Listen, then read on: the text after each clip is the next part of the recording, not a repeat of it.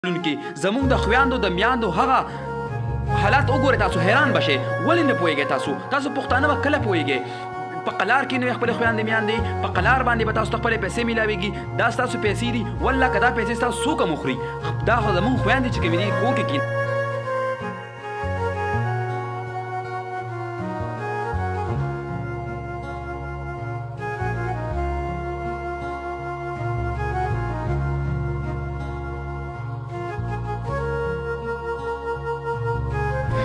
بسم الله الرحمن الرحیم. السلام علیکم کتونکو، څنګه تاسو ته پته راځي په ټول ملک کې د بېنظیر انکم سپورټ پروګرام او بل د احساس پروګرام په نوم باندې ښځې راغونډېږي. مخکې به کمې پیسې چې تاسو ته په شب قدر بازار کې د یوبیل اومني نه میلاوېدې، هغه تاسو ته اوس په صرف دومره پورې چینجز په هغې کې راغلی چې هغه سکولونو ته راغللی. خلک په دې خبرو کې مبتلا دي چې یاره کم د احساس پروګرام پیسې دي هغه ورکړي کېږي. بالکل غلطه خبره ده. د احساس پروګرام ډېر وروستو خبره ده.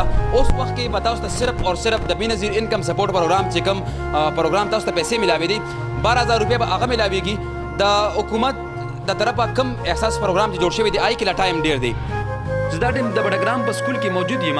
زما د په الله قسم چې په کم حالت دلته کې زموږ خویندو میاندو ته دا 12,000 روپۍ ورکوي، تاسو ولې خپلې خویندې میاندې سپکوئ؟ تاسو ته دومره احساس نشته دی. احساس پروګرام د نن نه یو میاشت د وړاندې خبرې دي. دا لومړنی قسم د بېنظیر انکم سپورټ دی، ورپسې بیا کچ د بېنظیر انکم سپورټ دی. په تھرډ پارټ باندې به بیا چې کوم دی د احساس پروګرام پیسې ورکړل کېږي. راشي تاسو وګورئ، تاسو خپلې خویندې میاندې راوستي ریل ته کې رالېږلي هم دي او پیسې به وایي لاړ شئ د کور نه د سکول نه 12,000 روپۍ راوړئ. لږ غوندې کې احساس ځان کې پیدا کړئ، لږ غوندې کې غیرت ځان کې پیدا کړئ، لږ غوندې کې پښتو ځان کې پیدا کړئ. تاسو راشئ د بډګرام سکول کې، داسې مختلف نور سکولونو کې زموږ د خویندو د میاندو هغه حالات وګورئ، تاسو حیران بشئ. ولې نه پوهېږئ؟ تاسو پښتانه به کله پوهېږئ؟ په قلار کې نو خپلې خویندې میاندې په قلار باندې به تاسو ته خپلې پیسې میلاوېږي. دا ستاسو پیسې دي. والله که دا پیسې ستاسو څوک هم وخوري، دا خو زموږ خویندې چې کومې دي کور کې کښېنوئ په قلار، دا پیسې به تاسو ته میلاوېږي، چېرته هم نه ځي. لږ غوندې کې په ارام شئ، تاسو لږ غوندې په ارام خپلې کورونو کې کښېنئ. دا میسج ټولو ته شیر کړئ.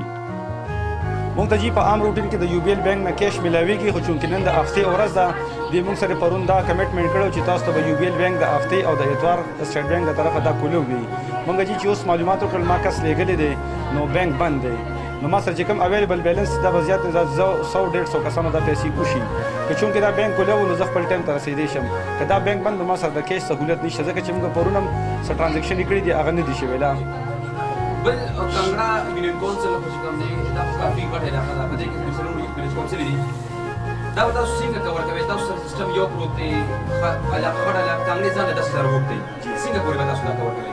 زمونږ جی چې کوم اوورال دا څومره زمونږ ایجنټان دي، زمونږ ټولو ایجنټانو ته یو آی ډي په یو لیپټاپ کې اوپن ده. مونږ ته دویمه آی ډي هم الاؤډ نه ده او مونږ دویمه آی ډي باندې کار کولی شو. زمونږ چې کوم هیډ ډپارټمنټ دی هغې مونږ ته یو آی ډي راکړې ده، صرف په یو لیپټاپ کې کار کوي. مشکل به نشي چې دا دومره پورې په یو لیپټاپ باندې؟ جی دا خو دا بره منیجمنټ کار دی. ما سره لیپټاپ یې 2-3 دي، خو زه آی ډي صرف په یو کې کار کولی شم. الرحمن الرحیم.